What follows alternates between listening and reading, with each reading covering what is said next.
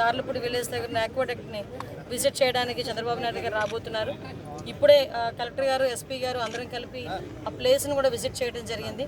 ఎక్కడైతే ఆక్వాడక్ట్ అసంపూర్తిగా నిర్మితమై ఉండిపోయిందో అదంతా కూడా ఇప్పుడు విజిట్ చేయడం జరిగింది. సార్ ఎక్కడికి వస్తారు, ఎక్కడ విజిట్ చేస్తారన్న విషయాన్ని కూడా ఏదైతే చంద్రబాబు నాయుడు గారు డే ఫస్ట్ నుంచి కూడా పోలవరాన్ని కంప్లీట్గా పూర్తి చేయాలి, పోలవరాన్ని పూర్తి చేసి సుమారుగా ఇక్కడున్న రైతాంగాన్ని అందరినీ ఆదుకోవాలి అన్న ఒకే ఒక కళతో ఈ రోజు కూడా చంద్రబాబు నాయుడు గారు పనిచేయడం, మన ముఖ్యమంత్రి గారికి పనిచేయడం మనం అందరం చూసాం.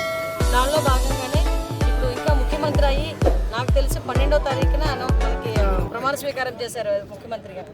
ఇంకా నెల రోజులు కాకముందే ఈరోజు చంద్రబాబు నాయుడు గారు పోలవరాన్ని విజిట్ చేయడం, అదేవిధంగా లెఫ్ట్ మెయిన్ కెనాల్ని ఇక్కడ విజిట్ చేయడం, ఇవన్నీ చూస్తూ ఉంటే చంద్రబాబు నాయుడు గారి హయాంలో ఇప్పుడు ఈ పోలవరం కూడా అతి తొందరగా పూర్తి అవుతుందని మేము అందరం కూడా ఆశిస్తున్నాం.